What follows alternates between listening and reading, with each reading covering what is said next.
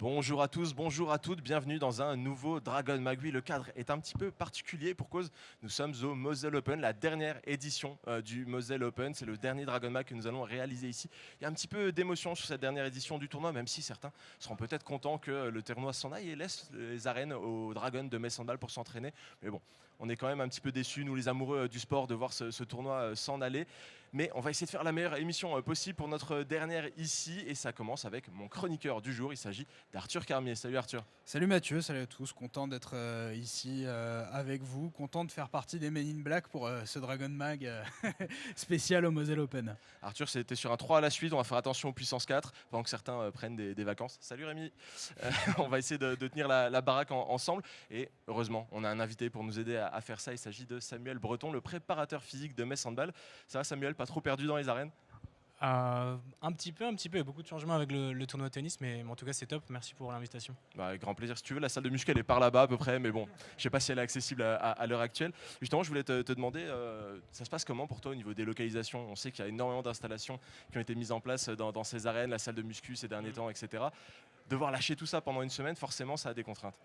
Ouais, surtout que c'est pas qu'une semaine, puisqu'on a dû partir un petit peu en amont pour pouvoir laisser l'Open de Moselle s'installer. Et on reviendra un petit peu après également le temps de la désinstallation. Donc ça a été une réorganisation. Sur la partie handball, le club est rodé quand même, puisque ça fait plusieurs années que c'est le cas. C'est vrai que quitter la salle de muscu qui commence à être vraiment optimale, c'est un peu embêtant. Maintenant, on s'adapte, on a des partenaires, on a pu bénéficier de salles de crossfit chez des partenaires, donc on s'est adapté. C'est toujours moins idéal, mais c'est quand même très qualitatif, donc ça le fait. On va discuter de tout ça ensemble pendant l'émission, mais on a avant tout cela toute l'actualité à débriefer. Et il y en a de l'actualité, la défaite à Győr, le match à Toulon, les enchères de Maillot Octobre Rose, un peu de business, le déplacement à Debrecen et un peu de prépa physique. Bien sûr, j'en ai bien besoin, hein, on ne va pas se mentir, mais on démarre bien sûr avec l'actu. Et l'actuel commence avec les jeunes Dragons de Metz Handball qui ont réussi leur voyage en Alsace. Elles y ont défait la SPTT Strasbourg 23-31 pour consolider leur deuxième place en National 1 féminine. Elles avaient fait, pour rappel, un départ un peu compliqué. C'était face à Yutz et depuis, eh bien, elles roulent un petit peu sur la concurrence. C'est pas plus mal de retrouver nos jeunes Dragons à ce niveau-là. La prochaine étape, c'est la réception de Besançon. Là aussi, c'est un match qui est toujours un petit peu piégeux à jouer. Ce sera au gymnase du Technopole. Allez donc les encourager si le cœur vous en dit. Sur les terrains, il y avait aussi Sarrebourg-Moselle Sud handball avec un match qui se prépare au complexe Coubertin. Ce sera face à Saran. Ce sera également samedi. C'est en Pro League actuellement. Eh bien, les Yofox sont 9e de leur classement. Il y a aussi les Cerbères de Metz Handball qui sont prêts à retrouver la Nationale 1 masculine après avoir joué un match de coupe il y a quelques jours. Ils ont sorti l'équipe de l'Eurométropole Strasbourg-Schiltigheim Alsace. Un score assez fleuve finalement, 46-28. Ça nous ramène aux émotions de l'année dernière, cette finale de Coupe de France qui avait été disputée par les Cerbères. On leur souhaite au moins le même parcours. Si ce n'est mieux, un petit trophée de plus à Metz Handball, on ne crache jamais dessus. L'actualité, ce sont aussi les équipes nationales qui commencent à être annoncées par les différentes sélections. On a parlé bien la semaine dernière de la Suède. Désormais, on connaît celle de la France. Cette fois, ce sera pour le tournoi de France qui est en préparation au mondial. On y retrouve des Dragons, Suzanne Vajoka, Léna Granvaux, Lucie Granier et Sarah Bouktit. Il y a aussi l'équipe de Hongrie qui a levé le voile sur ses sélectionnés. Ici, on retrouve tout naturellement Anna Albeck et Petra Vamos. Elles seront de l'aventure au mondial pour essayer de confirmer la bonne performance à l'Euro dernier. Et puis, il y a aussi l'Allemagne qui a dévoilé sa sélection et on y retrouve Xenia Smits pour disputer une compétition qui sera en partie à domicile. Ça aussi, ça a toujours de l'importance. Les équipes à domicile, elles veulent performer le mieux possible. Pour le moment, eh bien, on va se diriger vers les réseaux avec Émeric Guillaume qui nous raconte ce qui s'est passé sur son petit téléphone cette semaine. Et hop, hop, hop. Salut, j'ai profité du Moselle Open pour travailler mon tennis un peu. Revers, slice, coup droit, smash. Je connais tous les mots maintenant, c'est déjà bien, non? Bon allez, on va pas se mentir, je jouerai jamais aussi bien que les gens sur les réseaux. Par contre, là aussi, je connais tout. Et cette semaine, on démarre avec un peu d'amour canin. Et c'est signé Bruna de Paula. Du côté de chez Laura Gloser, on ne rigole pas du tout avec Halloween. C'en est même effrayant. Bouh, effrayant. Petit détour, moins effrayant par l'anniversaire surprise d'Atadou Sako. Quelques messines étaient présentes. Moi j'aime bien quand on se fait des câlins après les batailles sur le terrain. Ça fait longtemps qu'on n'a pas fait un détour par un entraînement de l'équipe de NAF et du centre de formation. Nina Canto s'est encore surpassée. Et je vous avoue, je ne comprends rien à ce qui se passe. Chloé Valentini a délivré un message d'amour sur les réseaux à l'attention de son vélo d'entraînement. Attendez, c'est écrit quoi en tout petit? Torture? Ok. Une quinzaine de supporters ont fait le déplacement à Győr pour encourager les Dragons. Ça c'est fort. Allez, c'est même mon nouveau fond d'écran maintenant. Et on termine avec un petit instant mignon. Laura Schneider a posté une petite photo qui sent bon la maternité et les fesses de bébé. Félicitations d'ailleurs. Allez, mon bébé à moi, c'est la petite balle jaune et je commence à avoir un petit niveau. On va voir si ça tient. Jusqu'à la semaine prochaine. Bisous, bisous. Et c'est vrai qu'on n'avait pas encore eu l'occasion de le dire sur cette antenne, mais félicitations à Laura Schneider désormais pour la naissance de ses enfants. Et puis bien sûr, félicitations aussi à son compagnon, à son mari désormais. C'est pas rien, l'arrivée de jumeaux, ça fait toujours plaisir. La famille Metz Handball continue de s'agrandir un petit peu. Sans transition, l'actualité, c'est aussi la séance de dédicace qui a été donnée par deux Dragons ici au Moselle Open sur le stand du département. C'était ce mercredi. Manon Hérard et Catherine Gabriel ont pu rencontrer pas mal de jeunes qui étaient présents dans les travées. Le mercredi, c'est le jour des enfants ici aux arènes de Metz. L'occasion de les rencontrer, de leur faire un petit peu découvrir le handball. On va pas se mentir, tout le monde ne connaissait pas très bien les Dragons, mais ils ont réalisé cette opération avec le sourire. Regarde. Manon, séance de dédicace sur le stand de la Moselle aujourd'hui, l'occasion de rencontrer pas mal de jeunes publics, c'est toujours un moment particulier? Oui, c'est sûr, ça fait plaisir. Après, bon, ils connaissent pas forcément le hand, mais c'est bien, on leur fait un peu découvrir et ils sont super contents d'avoir une signature et une photo, donc c'est cool. C'est aussi l'occasion de signer des choses qu'on signe pas d'habitude. Ça fait quoi de signer des balles de tennis? Oui, c'est vrai que c'était un peu particulier. Et les petits étaient fous. Tu voyais dans leurs yeux qu'ils étaient contents de signer ça, donc ça nous fait plaisir de le faire. Peu importe peu importe le support, en tout cas, moi ça me fait toujours plaisir de pouvoir faire un autographe à un petit, émerveillé et tout. Mais je suis toujours un peu surprise de me dire, je suis Catherine Gabriel, hein, c'est tout. Arthur, on en parlait justement un peu en off avant l'émission, toutes ces opérations qui sont en lien entre les sportifs et les enfants en général, on aime plutôt ça, c'est toujours sympa, même si là, comme elle le disait, c'était des enfants qui ne connaissaient pas forcément toujours le handball ou les Dragons, ça permet de leur mettre des petites étoiles dans les yeux, d'être à la rencontre de sportifs reconnus. Comme quoi, oui, effectivement, même si les enfants ne connaissent pas forcément l'équipe, les joueuses, c'est une première rencontre pour certains. Et peut-être qu'en discutant avec leurs parents, quand ils rentrent à la maison, ils se disent « Ah tiens, elles sont sympathiques, les joueuses, pourquoi est-ce qu'on n'irait pas voir un match de handball ?» Et c'est aussi comme ça qu'on crée du lien avec un nouveau public. Qui plus est dans un sport comme le handball qui n'est pas aussi suivi et médiatisé que le football. Nous, on fait ce qu'on peut pour le médiatiser. Effectivement. Mais même dans le foot, je vais prendre un exemple qu'on citait les intervenants du Graou Limag hier. Cette proximité entre le public et les joueurs et les acteurs, c'est quelque chose qui se perd peut-être dans le monde du football. Dans le monde du handball, on a de la chance pour l'instant. Les barrières ne sont pas pour le moment trop compliquées et trop dérangeantes. Ouais, souvent, on crée des distances là où il n'y a pas forcément besoin d'en créer. Effectivement. Alors, il faut une certaine distance. Le sportif doit être dans sa bulle pour préparer ses rencontres. Mais ces moments de communion et de partage avec les fans pour montrer que les sportifs de haut niveau sont des gens normaux, comme tout le monde, avec qui on peut échanger, avec qui on peut discuter, avec qui on peut sourire, c'est extrêmement important. Samuel, depuis que tu es à Metz Handball, tu as eu l'occasion de signer des autographes un peu ou pas trop? Ouais, c'est arrivé sur des maillots un peu caritatifs, mais pas plus que ça, non. Justement, on discutait avec mon collègue Émeric Guillaume hier par rapport aux joueurs du FC Metz qui avaient pu signer différentes choses. Il y en a un qui nous racontait qu'il avait signé un capot de voiture. Voilà. Sait-on jamais, ça peut arriver, je ne sais pas vraiment, c'est des choses un peu improbables parfois qui peuvent se produire et qu'on a du mal à expliquer. Par contre, il y a quelque chose qu'on peut peut-être essayer d'expliquer, on va essayer de le faire ensemble, c'est la défaite de Metz Handball à Győr. On y va tout de suite avec le récap. L'effectif de Metz Handball n'était pas tout à fait rodé malgré les belles apparences présentées sur le terrain pour la plupart des matchs depuis le début de saison.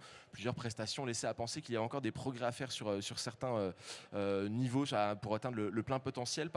Et dans cette dynamique, ce choc, le déplacement à Győr a été un petit peu un révélateur finalement. Ça a été un vrai coup près. Il est tombé dès le début du match. Arthur, jusqu'à la 20e minute, on a tout de suite compris que ça allait être un match très très compliqué. Atadou Sakho était déjà dans les têtes et il y avait un écart 10-4. On a rarement vu Metz Handball prendre des écarts comme ça en saison régulière. Oui, c'est ça. Et à contrario, on a Johanna Bunsen qui a quelque peu raté son match, ça arrive forcément, on ne peut pas être parfait tout le temps, mais quand tu vois le delta avec Atadou Sako qui a pris une dimension exceptionnelle déjà la saison dernière, mais en plus cette année, vraiment dans la continuité de ce qu'on voyait d'elle à Metz Handball, de son arrivée en équipe de France 3 ans après avoir connu la sélection de son pays d'origine, le Sénégal. De toute façon, quand il y a ça à Győr, si c'est pas Tadou Sako, ce sont d'autres joueuses de champ qui vont être exceptionnelles. On sait que c'est un ogre, qu'il y a beaucoup de joueuses qu'on connaît très bien qui sont passées à Metz Handball. J'avais discuté avec Emmanuel Mayonade avant cette rencontre à Győr. Il espérait que Metz ne prenne pas un +10. Malheureusement, cet écart, il est vite arrivé dans le match. Mais je me dis que, attention, je ne suis pas content, bien évidemment, qu'il y ait eu une défaite. Mais c'est pas plus mal que ça arrive à ce moment de la saison. Ça peut être fondateur pour toi? Bien sûr, ça peut être un rappel à l'ordre, ça peut être une alerte sur ce qui manque à Metz Handball aujourd'hui pour figurer parmi le très très haut niveau de cette Ligue des Champions et l'écart qui sépare Metz Handball d'une équipe qui est en capacité de la gagner, cette Ligue des Champions. Parce que l'objectif de Metz Handball, c'est certes peut-être d'aller le plus loin possible et de retourner au Final Four, mais c'est de enfin casser ce plafond de verre et puis espérer gagner le plus beau des trophées. C'est ce qui anime, je pense, la vie du club depuis plusieurs saisons maintenant.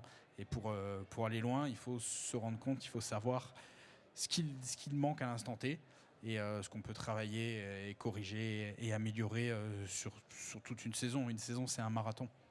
Et pour revenir à Tadou Sako, moi je commence à me dire qu'elle a développé la maîtrise des poteaux parce qu'elle arrivait à faire bouger son but de manière à ce que ce soit pile dans l'axe des ballons des Dragons. C'était assez impressionnant. Samuel, ça t'a surpris l'entame de match des Messines?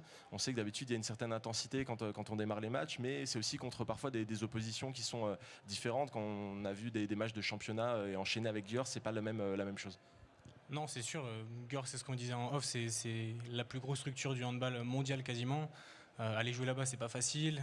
Il faut aussi dire qu'on enchaîne beaucoup de déplacements et c'est un facteur à prendre en considération. Comme vous l'avez dit, Atadou Sako fait un match exceptionnel. C'est le cas depuis plusieurs semaines. Elle est très performante. Forcément, la première mi-temps est difficile. Derrière, les filles réussissent quand même à revenir. Peut-être que si le match avait duré 75 minutes, le résultat aurait été différent. Comme disait Manu, après, en revenant, on ne peut pas se satisfaire d'une défaite au Metz Handball, peu importe l'adversaire. Et même si c'est Győr, on aurait aimé gagner. Maintenant, comme tu l'as dit, ça veut rien dire. La saison est longue. J'espère qu'on aura d'autres moments pour remporter des victoires face à Győr. En tout cas, ça nous donne des pistes de travail. En tout cas, c'est sûr pour la suite, quoi. Le discours, il est quand même assez fort d'Emmanuel Mayonade après la rencontre. Alors, je vais citer de manière, c'est pas forcément au mot près, mais attention, tu vas spoiler ce que je vais afficher un petit peu plus tard. Donc, on va peut-être éviter de faire ça et moi, je vais te parler d'autre chose. On va l'évoquer après, mais le discours d'Emmanuel Mayonade, comme le soulignait Samuel, on ne se cache pas derrière son petit doigt du côté de Metz Handball. On ne va pas chercher l'excuse des 24 parades d'Atadou Sako. On ne va pas chercher l'excuse de Győr qui est un ogre. On voit les défauts de cette équipe, ce qu'elle a fait de mauvais en première mi-temps, ce qu'elle a peut-être fait de mieux aussi. Il faut donner du crédit au retour de Metz Handball dans le match, même s'il y a eu un petit relâchement en face. Et c'est très sain ce type de lecture de match. Justement, le relâchement, il est tout à fait relatif du côté de Győr. C'est aussi Metz Handball qui a un petit peu plus trouvé son jeu habituel et qui a réussi à se mettre dedans. Une fois qu'on évacue un petit peu les bras qui tremblent, etc., il y a eu un peu de performance. C'est peut-être ça qu'il faut garder, cette deuxième mi-temps, cette capacité à revenir. Metz Handball, à 3 minutes de la fin et seulement à 2 buts, c'est le moment un petit peu où on peut jeter la pièce dans un sens ou dans un autre. Ça tombe pour Metz Handball, ça tombe pour Győr. Bon, cette fois-ci, c'était Győr qui a retrouvé sa dynamique de fin de match, mais on se dit, Metz Handball a quand même les capacités, dans un bon jour et dans une bonne disposition, d'aller titiller cette équipe. Bien sûr que oui, même quand on voit l'écart au score sur la première mi-temps, on se dit que Metz Handball est tout à fait capable d'aller battre cette équipe de Győr. Elle l'a déjà fait par le passé à l'extérieur. A priori, les deux équipes ne devraient pas se retrouver avant le Final Four de Ligue des Champions, sauf si je fais un mauvais calcul. Je pars du principe que Metz et Győr seraient pour le moment les favoris pour le top 2 de la poule. Donc ça pourrait se jouer sur un match, et sur un match tout est possible. On l'a vu dans le passé aux dépens de Metz Handball, qui pouvait partir favori sur le papier, notamment contre Bietigheim. Il fut un temps sur un Final Four. Enfin bon, ça, c'est des histoires anciennes, mais faut tout garder dans ce match. Même le mauvais, justement, il faut même davantage garder le mauvais en base de travail et en correction à apporter que cette bonne deuxième mi-temps. On va dire ça comme ça, pour continuer à avancer. Parce que si on se réfugie simplement derrière cette deuxième mi-temps, on n'a pas compris le match, je pense. Et aussi un des facteurs qui a pu changer un peu les choses, c'est l'entrée de Sabrina Novotná qui, là où Johanna Bunsen était peut-être un peu en dessous de ses standards, et encore que elle a fait des parades intéressantes aussi en première mi-temps, l'entrée de Sabrina Novotná prouve encore une fois que Metz Handball a une certaine profondeur de banc, une capacité d'aller puiser dans ses réserves. Beaucoup de jeunes joueuses aussi qui peuvent rentrer, et c'est aussi ça peut-être le facteur, c'est que Metz Handball doit intégrer un effectif qui est très différent de l'année dernière. Samuel, tu as pu le constater, entre tes 2 saisons à Metz Handball, il y a eu un basculement complet de l'effectif, et c'est aussi forcément quelque chose qu'il faut intégrer, des joueuses qu'il faut former et qu'il faut mettre au niveau de l'exigence de Metz Handball. Ouais, c'est sûr. Je pense que Metz, dans le passé, avant même que je sois au club très largement, a prouvé à maintes reprises que le club avait la capacité de rapidement être en hors de marche, mais c'est vrai que là, entre les périodes internationales, l'enchaînement, les nouvelles joueuses, les quelques bobos qu'on a eus, il faut laisser du temps aussi. Győr a parfois un peu moins de changements, des contrats longue durée, notamment grâce à une puissance financière qui est assez énorme. Donc forcément, il faut nous laisser du temps, mais on les rejouera début janvier sur le match retour et on verra déjà si on a progressé. Ça va venir très vite. Ça va venir très vite. Il y a la pause en plus avec la période internationale, donc bon, ce sera aussi quelque chose à mesurer, mais c'est vrai, il y a du travail à accumuler encore et on verra en fin de saison si ça paye, quoi. J'ai extrait une séquence un peu intéressante de la deuxième mi-temps qui est un petit peu symbolique de ce duel qui s'est organisé entre Metz et Győr. On voit une parade d'un côté, lancement de contre-attaque.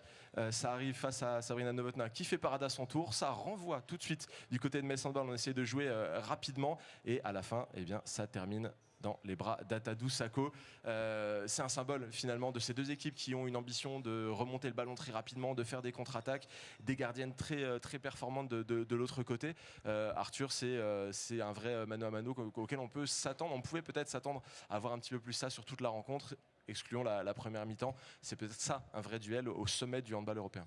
S'il y a bien une équipe qui peut se permettre en Europe de matcher le jeu rapide de Metz Handball, le jeu sur grand espace, c'est Győr, parce qu'il y a aussi énormément de qualité de handball, de qualité athlétique, de rotation aussi, parce que forcément c'est usant, un jeu comme ça, il faut pouvoir tourner.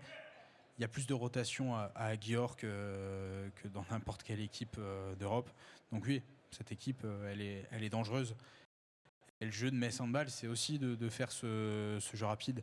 Là où Metz Handball a été le plus en ces dernières saisons en Coupe d'Europe, c'est lorsque le ton est monté, si je puis dire, d'une certaine manière, avec des équipes autrement plus rugueuses en défense, parfois à la limite du raisonnable, hein, mais toujours dans le règlement. Donc c'est un aspect du jeu que Metz Handball maîtrise peut-être un petit peu moins quand on est forcé de jouer énormément sur attaque placée. On le fait très bien évidemment, mais moins bien que le jeu rapide. Se durcir aussi et créer des difficultés physiques au-delà de tout ça. Moins d'espace, aussi le rôle des tireuses de loin est assez important quand c'est verrouillé devant, il faut trouver des solutions. Effectivement, et on a des tireuses de loin à Metz, mais ce sont des jeunes joueuses qui doivent encore confirmer leur potentiel. Tira Axner dans sa deuxième année à Metz Handball, Anna Albeck qui est quand même une jeune recrue.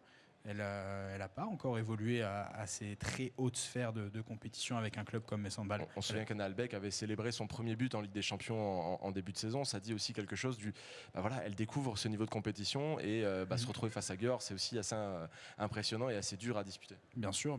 Mais la chance de Metz Handball aussi dans ses dispositions tactiques, c'est que il y a de la polyvalence. On a des demi-centres qui sont capables de provoquer, qui sont des joueuses de duel. Peut-être pas des joueuses de duel aussi exceptionnelles que Bruna De Paola, mais qui ont quand même des qualités exceptionnelles. Donc, pour répéter ce qu'on disait tout à l'heure, Metz Handball a tous les atouts pour matcher avec des équipes comme ça. Tu l'as un petit peu teasé tout à l'heure, c'est la déclaration d'Emmanuel Mayed après le match. On va vous la livrer en visuel. Je cite, « Nous n'étions pas prêts à nous battre avec ce genre d'équipe. Elles ont été plus fortes que nous, plus rapides que nous, meilleures que nous. Nous sommes très tristes de ce résultat. Certaines joueuses de l'équipe ne savent pas comment je me comporte dans la défaite. Elles vont rapidement découvrir quel genre de personne je peux être dans ces situations, a fortiori quand j'estime que l'attitude n'a pas été bonne. » Ça pose le cadre. Emmanuel Mayed n'était pas ravi en sortie de match, on peut le comprendre, et ça peut avoir aussi des répercussions sur la manière dont il va faire travailler l'équipe dans les prochaines semaines. La déclaration, elle est quand même assez impactante. On va dire ça comme ça. Il a le mérite d'être franc. C'est pas un entraîneur qui fait de la langue de bois, pardon. Pour notre grand plaisir à nous, pour le grand plaisir des supporters aussi, qui n'ont pas le sentiment d'être pris pour des buses. Hein. On dit les choses à Mess Handball. On ne s'attendait pas à ce que Emmanuel Mayed nous dise c'est une bonne défaite, tout va bien. C'est ça, effectivement. Et ça peut paraître dur hein, quand on ne connaît pas le personnage, quand on connaît pas l'équipe, en se disant bon, c'est une défaite quand même dans la saison, mais ça reste très sain quand même de pouvoir exprimer ce genre de choses, y compris publiquement. Il a sans doute dû le dire également dans le vestiaire, Emmanuel Mayonade. Et peut-être pas avec les mêmes termes. C'est ça. Et on ne se cache pas, là encore. On pointe vraiment les choses qui n'ont pas fonctionné et on essaye d'aller de l'avant comme ça. Samuel, justement, c'était quoi l'ambiance au retour à l'entraînement en début de semaine? Ça ressemble à quoi Emmanuel Mayed qui est mécontent d'une défaite? Je ne l'ai pas connu beaucoup dans cette situation parce que c'était la première défaite hors Final Four depuis que je suis arrivé l'année dernière. Donc, bon, pour le ça coup, aussi, c'est exceptionnel d'ailleurs comme statistique d'avoir une seule défaite en saison régulière. Après, évidemment, il y a de la déception, des choses à revoir, mais il faut vite aussi basculer vers la suite et travailler. Je sais que les filles ont fait un gros retour sur le match contre Győr et se sont vite projetées sur la suite. Je ne sais pas si c'est une chance ou une malchance, mais l'enchaînement fait qu'on n'a pas vraiment le temps de se poser des questions non plus. Mais ce qui est sûr, c'est qu'on est reparti au travail très vite et très fort, en essayant quand même de garder un minimum de récupération, puisqu'on a des enchaînements qui arrivent et qui se sont succédés très vite, quoi. Au-delà de la culture de la gagne qui existe dans ce club, il y a aussi une détestation, une haine de la défaite qui est la preuve avec cette déclaration qui est quand même ancrée dans l'ADN du club. Il y a quelques années, on se souvient de Méline Nokandi, après un match nul. On a le même souvenir. Qui était elle avait énervée. Dit, je cite, j'ai toujours cette citation en tête, on a fait match nul, pour nous c'est un deuil. C'est fou quand même. Alors le mot est fort et peut-être pas approprié, mais dans l'état d'esprit, on se rend compte à quel point c'est anormal de ne pas gagner. Et toutes les choses qui sont faites au quotidien dans le club, je pense, sont faites pour être dans la normalité, à savoir la gagne. Et on pourrait penser que c'est normal que Győr batte Mess Handball. Győr est plus fort, Győr a plus de mal financière, a plus de moyens, mais on se dit que même là, c'est pas normal de perdre. Donc c'est une attitude, là encore, qui est saine et remarquable. Mais quelque part aussi, cette histoire de victoire ou défaite en saison régulière, ça me ramène à des souvenirs pas si lointains aussi de Mess Handball. On se souvient de Mess Handball qui bat 2 fois Rostov pendant la saison, arrive au Final Four, ça coince. Mess Handball qui avait battu 2 fois Vipers Kristiansand en saison, arrive au Final Four, ça a coincé. Finalement, parfois, perdre en cours de saison, eh bien, ça peut nourrir les ambitions de l'avenir et permettre à ce que l'équipe soit performante au moment où ce sera le plus important, autrement dit, en fin de saison sur les grosses échéances. C'est ça, alors on ne fait pas exprès de perdre, évidemment. Peut-être que dans une lecture globale d'une saison, être constamment aussi dans cette volonté de gagner tout, ça, on lâche beaucoup d'influx. C'est aussi pour ça que le turnover est important hein, pour les matchs de championnat, pour continuer à concerner tout le groupe, pour que les cadres ne soient pas épuisés, non seulement physiquement, mais c'est surtout moralement. C'est très pesant d'être toujours comme ça, même en Ligue des Champions, avec cette obligation morale de l'emporter, mais c'est le sport de haut niveau qui est fait comme ça, et c'est le rôle du staff, d'un point de vue physique de Samuel, de gérer les physiques et de pouvoir garder au frais tout le monde dans des saisons qui sont longues et compliquées. On va s'écarter du terrain proprement dit, mais pas trop non plus. À l'occasion de ce match contre Győr, je suis allé faire un tour au Green Dogs Beer où les supporters messins du Mur Jaune ont élu domicile pour les matchs à l'extérieur. Il y avait une très très belle ambiance. Je vous propose d'écouter un instant et puis on va en discuter après.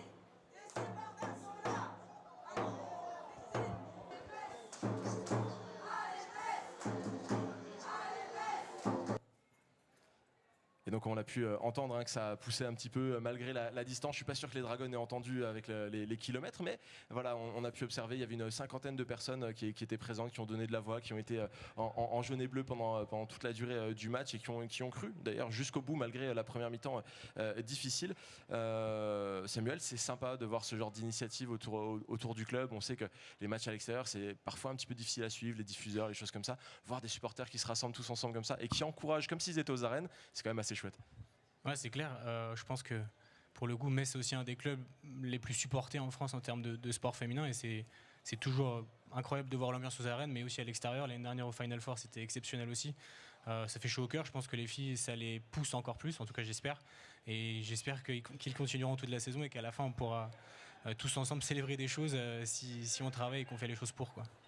Arthur, tu connais Metz Handball depuis longtemps. Ces initiatives de supporters, elles se développent de plus en plus ces dernières années. On voit de plus en plus de supporters. On en parlait dans le récap des sports aussi, qui vont voir les matchs à l'extérieur. Là, ils étaient une vingtaine à avoir fait le déplacement à Győr. Ils ont essayé de mettre de l'ambiance dans l'Audi Arena. C'était pas forcément évident. Ça poussait aussi en Hongrie, mais on voit ça de plus en plus sur tous les terrains. Et ce sont des belles initiatives qui donnent envie aussi d'encourager les Dragons un peu plus. Bien sûr, c'est sûr que c'était pas forcément dans la culture du club et handball d'une manière générale il y a une quinzaine d'années, ces déplacements de supporters. Il y a beaucoup de matchs quand même à domicile aux arènes de Metz. C'est un public qui a ses habitudes, qui a son petit siège à chaque match, qui va prendre sa petite boisson, qui encourage les tambours, etc. Mais on n'avait pas forcément l'habitude du déplacement du côté des supporters parce que c'est une découverte, un déplacement, sauf quand on fait Győr chaque année par exemple, mais c'est long, c'est un engagement financier quand même, c'est un engagement de temps. On peut le faire en famille, mais si on se déplace sans sa famille aussi, on voit pas ses proches pendant le déplacement, et tout un tas de choses qui font que ça reste remarquable comme ça de se déplacer. Il faut le vouloir, c'est un vrai investissement sur tous les points de vue. Et pour avoir pu échanger un petit peu avec eux, c'est souvent un groupe assez solide de supporters qui fait énormément de déplacements dans la saison. Je me souviens que l'année dernière, ils étaient même allés voir Sabrina Novotná dans son ancien club. C'est aussi un sacré bout de route juste pour voir une Dragonne en l'occurrence. C'est assez chouette à voir. Ils reviennent avec pas mal d'anecdotes. Je pense qu'on ira leur tendre le micro à un moment donné pour qu'ils nous racontent les anecdotes de la route. C'est plutôt sympa. En tout cas, on va clore cette partie et se diriger vers la suite, puisqu'il a fallu revenir à Metz, se préparer et aller affronter Toulon, déjà enchaîner avec un nouveau déplacement. Et ce match à Toulon, eh bien, il a mis un petit peu de temps avant de se mettre en route côté messin. J'avais pas forcément dans ma liste de pronostics le fait que Metz Handball allait être mené 9-4 au bout de 13 minutes d'un match à Toulon, Arthur. C'est vrai que 9-4, ça paraît quand même beaucoup pour un début de match. Je dois dire que c'est un début de match qui est dans la continuité de ce qu'on a vu à Győr, malheureusement. Et c'est pas la première fois. Après, c'est difficile les 10 premières minutes d'un match en Ligue Butagaz Energy parce que l'équipe adverse donne vraiment tout ce qu'elle a, joue à 120, à 130% pour se mettre au niveau de Metz Handball et essayer d'embêter cette équipe qui est l'ogre du championnat de France, naturellement. Donc c'est pas rare comme ça de se faire un petit peu secouer, si je puis dire, sur un début de rencontre. Metz Handball a déjà eu des difficultés à Toulon pour aller gagner là-bas par le passé, même si c'est une équipe qui est en grand danger, on va dire, financièrement. On ne sait pas si le club va survivre. Ben, je pense qu'il y avait aussi peut-être un supplément d'âme d'une bête blessée qui avait envie de montrer qu'elle avait sa place dans l'échiquier du handball féminin français. Donc début de match un peu compliqué, mais on peut quand même saluer l'inversement du rapport de force au fil de la rencontre. Malheureusement, le match n'était pas diffusé, on n'a pas pu le voir, mais le score final est quand même assez large et révélateur de l'écart qui existe entre les deux formations. Peut-être un peu moins que ce qu'on a vu précédemment. C'est pas 20 buts d'écart, hein, mais ça reste quand même une victoire assez... On termine sur un 24-36, voilà, qui est tout à fait raisonnable en Ligue Butagaz Energy. On va pas trop en demander non plus à chaque fois, sinon ça va devenir un peu n'importe quoi. Effectivement, ce match n'était pas diffusé, on va pas se raconter de grandes histoires autour de ça, mais simplement sur la physionomie, Samuel, est-ce que tu as été surpris de ce début de match un peu qui donne une impression de trou d'air avant ce sursaut un peu plus tard dans la rencontre? Oui, forcément, parce qu'on n'a pas l'habitude de voir ça, encore plus à distance et uniquement avec le résultat score. Mais comme tu l'as dit, Toulon est dans une période compliquée, il y a peut-être un sursaut d'engagement. Nous, on enchaîne. Évidemment, la défaite de Győr peut avoir un impact aussi sur le groupe. Il fallait réagir. Ça a été dur quand on a vu la première mi-temps. Finalement, on gagne. Je pense que le plus important, c'est de voir le score final et de se dire qu'on a pris les points, parce qu'à la fin de saison, c'est ça qui compte. On aurait très bien joué, mais on aurait perdu. Ça aurait été encore pire. Donc, l'équipe a fait le travail pour revenir. Je pense que Manu a fait le nécessaire aussi à la mi-temps pour réorganiser les troupes. Et au final, on gagne plus 12. Comme tu l'as dit, ça reste quand même un score assez large. Et on n'est pas si embêté que ça dans le Money Time. On a de mauvaises habitudes à Metz Handball avec des larges écarts et des victoires faciles. On va peut-être on va se calmer quand même un tout petit peu. Alors pour être complet sur le récit du match, pardon, excusez-moi.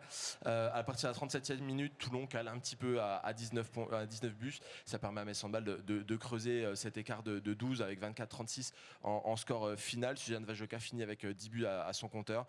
Sarah Bouktit en avait 8 et Léna Granvaux en a marqué 5. Voilà, on peut estimer que Metz Handball a fait le nécessaire malgré un début un petit peu poussif. Moi, voilà, ce qui m'inquiète, c'est aussi, comme tu l'as dit Arthur, cette situation du club toulonnais. Personne, je pense, dans le handball français n'a envie de voir un club disparaître en cours de saison comme c'est déjà arrivé par le passé. Non seulement ça fausse les compétitions, ça crée une mauvaise image peut-être aussi du handball féminin, et aussi c'est dramatique finalement pour ces clubs, ces équipes. Toulon, ça fait plus de 20 ans que cette équipe est en Ligue Butagaz Énergie, en tout cas en première division, parce que ça s'appelait pas comme ça auparavant. Ce serait vraiment très très très dommage de le voir disparaître. Tu me coupes l'herbe sous le pied sur la fin de ton intervention. C'est un club historique qui fait partie des meubles d'une certaine manière de cette LBE, comme on dit aujourd'hui, de cette LFH auparavant. Ce serait triste, mais malheureusement, on connaît toute la complexité du handball féminin, et ça a toujours existé. Je pense que ce n'est pas pire qu'avant. Les clubs qui disparaissent, c'est malheureusement fréquent. On a Vipers en Europe, les Neptunes de Nantes ont bien redescendu de deux divisions en l'occurrence. De plusieurs échelons. Bourg de Péage, Fleury effectivement, qui a offert des belles heures de rivalité sportive à Metz Handball. Mios, c'est aussi pour ça qu'Emmanuel Mayonnaise est venu ici. Mios qui avait gagné une Coupe d'Europe, mais qui malheureusement n'a pas réussi à survivre. Donc ça fait toujours mal au cœur, et on a l'impression qu'on fait des bonds en arrière dans la ligue quand on voit ce type de club se casser la figure. On parle souvent de professionnalisation, on aurait tendance à penser que c'est de plus en plus un espace sécuritaire d'être en LBE, et c'est pas forcément le cas. Donc on va être attentif dans les prochaines semaines à la situation de Toulon, parce que ce serait vraiment problématique de voir un club disparaître encore une fois. Pour le moment, je vous propose de regarder les classements, en commençant par la Ligue Butagaz Énergie, avec Metz Handball qui a enchaîné une 8e victoire en autant de rencontres, toujours collé à Brest, qui a un résultat similaire. La seule séparation, elle se fait encore à la différence de buts. Derrière, on retrouve Nice et Plan de Cul qui sont aussi à la bataille pour ce podium de LBE. Et en bas, ça bouge un petit peu avec Paris 92 qui s'est extirpé doucement de la zone dangereuse. Et alors que la Stella, Strasbourg et Le Havre restent quand même pas mal à la peine et ont encore besoin de se lancer pleinement dans la bataille. Je vous propose de basculer sur le classement de Champions League également. Comme ça, on sera tout à fait complet. Győr est désormais seul en tête de la poule A, bien sûr, suite à la victoire face à Metz Handball, mais pas vraiment dramatique pour Metz pour le moment, qui reste accroché à une 2e place, qui est synonyme à l'heure actuelle bien sûr de qualification immédiate en quart de finale de Ligue des Champions. Bistrita a une défaite de plus, Esbjerg en a 2 de plus. L'enjeu, c'est de bien finir la séquence avant la trêve internationale avec le match à Debrecen. On va en parler un tout petit peu plus tard. Pour le moment, je vous propose d'observer un temps mort. Et on est au Moselle Open dans un espace VIP. Il fallait forcément que je garde quelque chose de spécial pour cette occasion-là, autour de l'aspect sport et business entre guillemets. À l'occasion du match entre Metz Handball et Paris 92, il y a eu une conférence qui a été proposée aux partenaires de Metz Handball autour du management. Je vous propose de regarder à quoi ça ressemblait. Le mercredi 8 octobre, l'avant-match ne se profilait pas seulement sur le terrain des arènes de Metz, alors que les Dragons allaient affronter Paris 92. Le club à la Mirabelle avait convié ses partenaires à une conférence sur la thématique du management menée par Eric Loche. Au sommaire, les notions de gestion dans l'incertitude et la complexité, incluant des parallèles évidents avec le monde du sport. On est dans un environnement en fait complexe et ambigu dans le sport, parce que la concurrence est très forte, et de plus en plus aujourd'hui aussi dans l'entreprise. Donc peut-être qu'effectivement en termes de management, il y a des similitudes qui se font de plus en plus fortes sur la nécessité en fait d'aller chercher le collectif pour remporter une victoire qui dans l'entreprise est forcément une victoire en termes de chiffre d'affaires ou de résultats. Rompu à l'exercice de la conférence et des thématiques managériales, Eric Loche travaillait pour la première fois le lien avec l'aspect sportif, ce qui l'a porté à échanger notamment avec Emmanuel Mayonnade pour préparer la conférence. Pour moi, c'était particulier, c'était une première. J'ai souvent en fait pensé, notamment par rapport à la Coupe du Monde que j'évoquais tout à l'heure, qu'est-ce qui fait qu'on gagne ou qu'on perd ? Mais là, le fait de pouvoir interviewer Emmanuel Mayonnade et de faire ces parallèles, c'était super intéressant. Ouais. Non, c'était une première pour moi, ça. Cet événement a su conquérir un bel auditoire, convaincu que sport et dynamique d'entreprise font bon ménage à plusieurs étages et qu'en termes de management, il est temps de changer de paradigme. Ça a été particulièrement intéressant, effectivement. L'intervenant était vraiment d'une très très bonne qualité, donc c'était très plaisant. En tant que dirigeant d'entreprise, on fait régulièrement appel justement à des cabinets de conseil, des consultants et autres pour travailler sur des thèmes comme la marque employeur, le management organisationnel. Et effectivement, la notion de management à notre époque est de plus en plus fondamentale, capitale. On ne peut plus manager nos équipes comme nous avons nous-mêmes été managés par le passé, c'est fini, il faut réinventer le système. Ouais. Cette première en appelle naturellement d'autres pour Metz Handball, qui entend bien proposer à ses partenaires encore plus de prestations hors des sentiers battus. Samuel, tu as connu d'autres clubs avant d'être à Metz Handball et j'imagine que tu vas être d'accord là-dessus. L'aspect business, l'aspect relationnel avec des partenaires, etc. Proposer des expériences un petit peu différentes, c'est devenu nécessaire pour un club qui veut être au plus haut niveau et qui veut avoir les financements nécessaires pour performer. Non, c'est sûr, c'est une évidence. On le parlait tout à l'heure, les clubs qui disparaissent sont nombreux. C'est de plus en plus compliqué de se réinventer. Il y a des sports qui prennent aussi beaucoup de place, le foot, le basket masculin de plus en plus. Et c'est une évidence qu'il faut investir là-dessus, sur l'aspect économique. Et les liens ils sont évidents entre l'entreprise et le monde du sport. Les enjeux sont souvent les mêmes. Dans le reportage, il parlait d'enjeux peut-être un peu plus financiers dans l'entreprise, mais finalement dans le sport également, parce que les victoires amènent une économie grandissante, florissante. On fait attention aux chiffres, de toute façon. Évidemment. Donc non, c'est évident qu'il y a des parallèles. On le voit en plus, il y a de plus en plus de structures françaises qui bossent là-dessus. Je pense au Paris Basket par exemple, qui s'inspire beaucoup de ce que fait la NBA. Je pense que le hand féminin peut aller vers là aussi, et c'est un packaging, quoi. C'est vraiment, je pense qu'un match aujourd'hui, ça doit être une aventure pour le prestataire, l'entreprise qui nous accompagne. Donc non, c'est vraiment bien. Je rebondis sur ce côté aventure, Arthur. Metz Handball a beaucoup travaillé là-dessus ces dernières saisons. On pense à l'accueil grand public aussi, la scénographie, la dragonne du match avec ses arènes enflammées. On pense aux espaces VIP qui ont été repensés, etc. Il y a eu un vrai travail qui a été fourni de ce côté-là, mais Handball n'a pas attendu que ce soit quelque part une obligation et d'être dans une galère financière pour prendre les devants et mettre les bonnes choses au bon endroit. Bien sûr, même si c'est quand même arrivé assez récemment dans l'histoire du club, parce que aussi, c'était propre à l'époque. L'époque, ça fait bizarre de parler d'époque quand on parle d'une période du haut de ton grand âge. Non, mais qui est une période qui était ne serait-ce qu'il y a 10-15 ans, allez, même avant, pour les supporters les plus anciens de Metz Handball qui ont fréquenté les arènes pendant longtemps. On a longtemps pensé...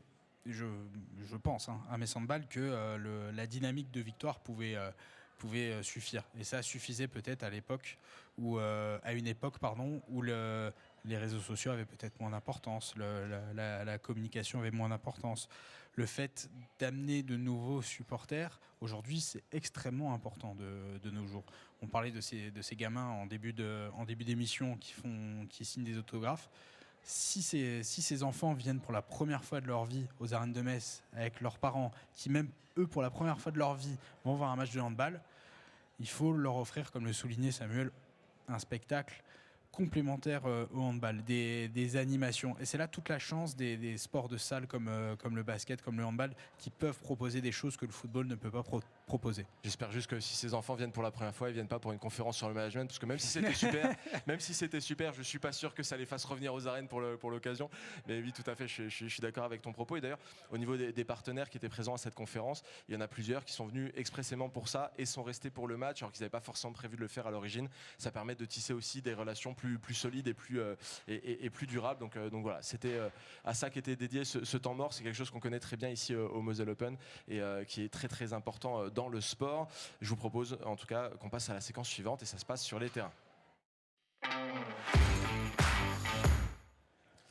Et vous l'avez vu sur le classement tout à l'heure, le DVSC Scheffler, autrement dit l'équipe de Debrecen est 6e de la poule A de Ligue Butagaz Énergie, 2 victoires, 4 défaites et c'est le prochain adversaire de Metz Handball. Arthur, quel est ton avis sur cette équipe? On la connaît peut-être pas très bien en France, mais elle performe. On connaît le nom Debrecen, mais ça fait un petit moment qu'on ne l'avait pas vu associé à Metz Handball.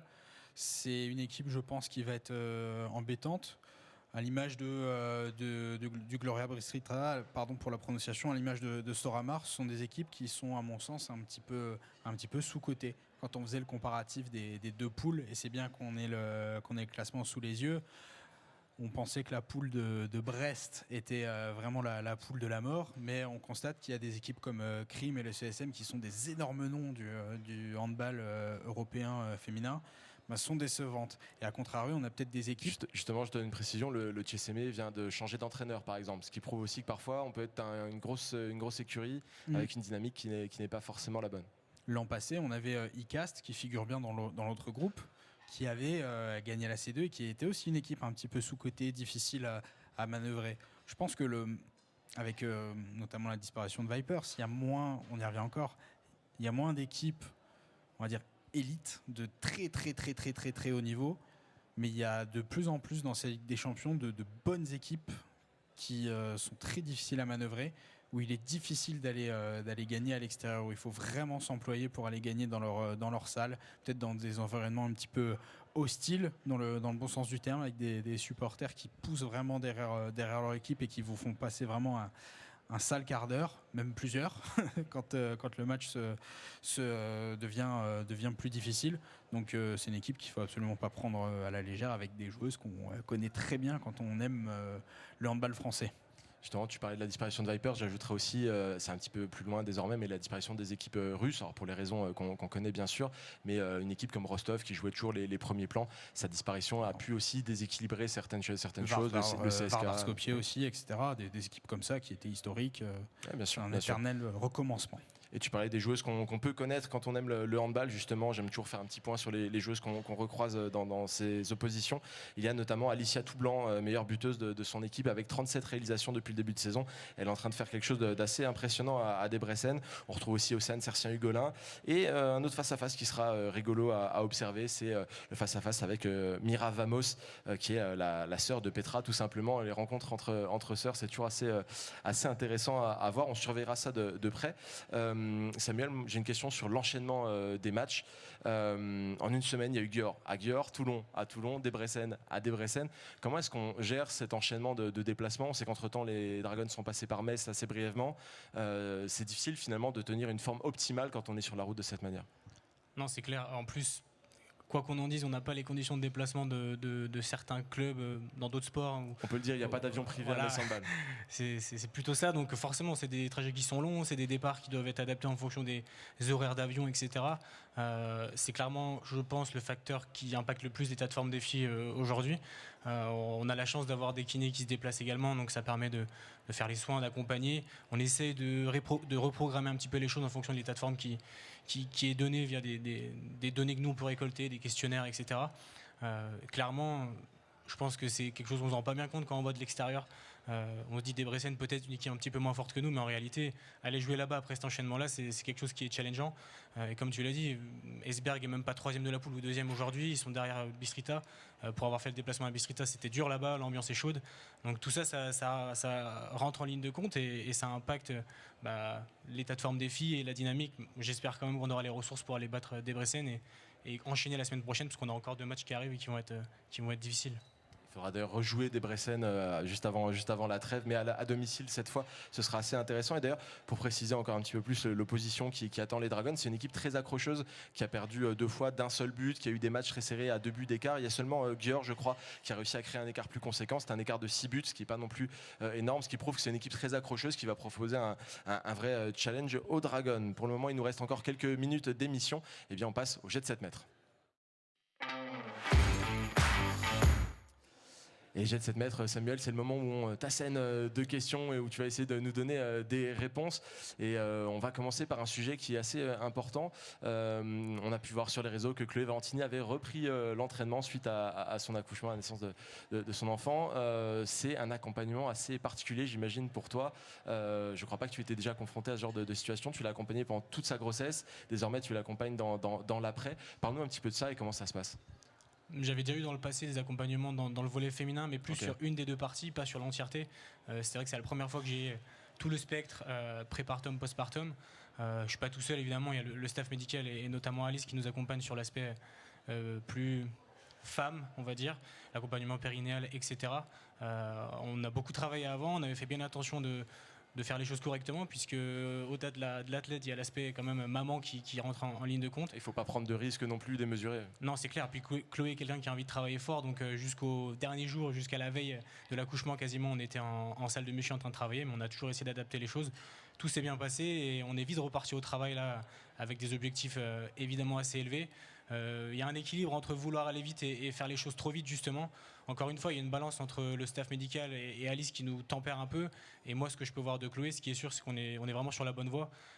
C'est aussi pour ça que je suis pas en déplacement pour pouvoir accompagner vraiment à 100% Chloé.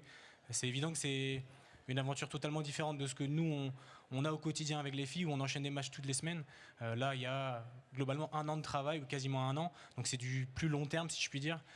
C'est quelque chose qui est passionnant en réalité, parce que du coup, on peut vraiment travailler en collaboration avec le staff médical, après avec le staff technique quand il s'agira de retourner sur le terrain, et surtout avec Chloé, puisqu'on a passé des heures et des heures à travailler, à échanger.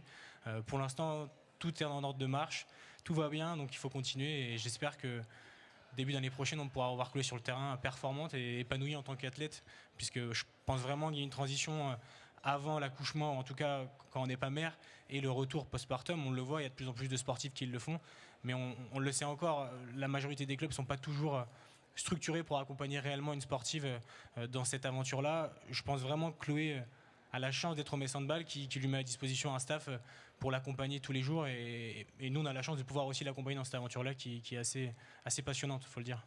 Justement, pour avoir un petit peu suivi les aventures sur les réseaux sociaux, tous ces entraînements et l'après également, on a le sentiment que Chloé veut aller à fond tout le temps, extrêmement vite, etc. C'est assez bluffant, une athlète comme elle qui se donne à un tel pourcentage dans son... Alors que c'est un moment de vie très particulier, elle n'a pas lâché du tout le sport à aucun moment, c'est bluffant. Ouais, mais je pense que Chloé, au-delà du handball, c'est quelqu'un qui a besoin du sport. Si c'était pas le handball, ce serait autre chose, et on en parle parfois. Le jour où elle arrêtera sa carrière, le plus tard possible, j'espère pour elle, elle continuera d'autres activités, c'est sûr. Ça m'étonnerait pas de la retrouver. Elle a un petit attrait sur la course à pied, je crois. La course à pied, ça m'étonnerait pas qu'elle fasse du trail ou ce genre d'activité. Donc c'est un besoin pour elle. On le sait, aujourd'hui la science le montre. Une grossesse sportive est une grossesse en meilleure santé si tant est que ce soit bien réalisé, que ce soit pour la mère ou pour l'enfant. Donc finalement c'est assez cohérent de pouvoir continuer une activité. Pour l'anecdote, la première fois qu'on s'est revus quelques semaines après l'accouchement, elle voulait déjà courir, elle voulait déjà reprendre les choses. La réalité aussi, c'est qu'il faut voir les choses à long terme. On pourrait aller encore plus vite peut-être, mais dans 2 ans, on ne sait pas dans quel état serait Chloé. La question des futurinaires, la question de la santé de la femme dans le sport, c'est une réalité. Et beaucoup mais même des plus jeunes joueuses ne sont pas accompagnées et subissent des difficultés durant toute leur carrière qui peuvent même amener à l'arrêt de la pratique sportive. Donc il y a aussi un enjeu de santé prioritaire. Donc on est dans l'équilibre, mais c'est clair que Chloé, je ne sais pas combien d'heures de séance on a passé avant l'accouchement, et on en est déjà pas mal après l'accouchement. C'est tout bénéfique pour moi parce que c'est mieux que quelqu'un qui rechigne à venir s'entraîner. Donc non, c'est génial. Je sais que tu es une personne qui s'interroge beaucoup sur les pratiques, etc. Quand on te suit sur les réseaux, tu te poses beaucoup de questions sur l'approche de la performance sportive, etc. Là, tu as eu finalement 2 grossesses à gérer simultanément, les hasards de la vie finalement, et des grossesses très différentes, parce qu'il y a Laura Schneider qui attendait des jumeaux. J'imagine qu'on ne travaille pas du tout de la même manière avec quelqu'un qui est dans une situation comme celle-là. Non, c'est clair. Il a fallu aller questionner, regarder ce qui se fait, échanger avec des gens qui sont plus experts que moi sur la question, parce que c'est pas quelque chose qu'on rencontre au quotidien en sport collectif. Il y a aussi une question de tempérament. Comme tu as dit, Chloé est quelqu'un qui avait envie de pousser. Laura, de par sa grossesse, on a dû faire un peu plus attention, être peut-être un peu plus à son écoute. Ce qui ne veut pas dire qu'elle n'a pas travaillé, elle a travaillé dur, mais simplement les dernières semaines notamment, il a fallu faire attention.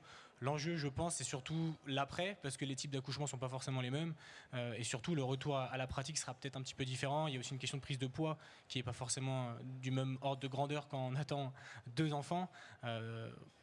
Néanmoins, je pense que globalement, on est quand même sur un accompagnement assez similaire, juste ultra individualisé, quoi.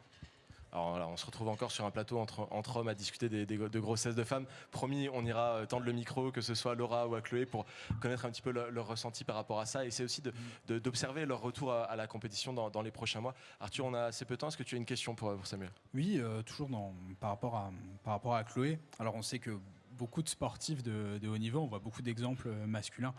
Quand les footballeurs, les basketteurs, etc. deviennent papas, ils sont galvanisés quand ils reviennent à la compétition. Alors forcément, quand il s'agit de la maternité pour la maman, c'est pas du tout la même chose. Mais est-ce qu'on peut s'attendre lorsque Chloé va revenir sur les terrains, d'une part avec la préparation colossale, parce que c'est quasiment comme une préparation physique d'un an, voire de 18 mois, avant de retrouver la compétition, de ce qu'on comprend dans ce que tu as expliqué. Est-ce qu'on peut s'attendre à avoir une Chloé vraiment galvanisée, peut-être même encore plus forte qu'avant ?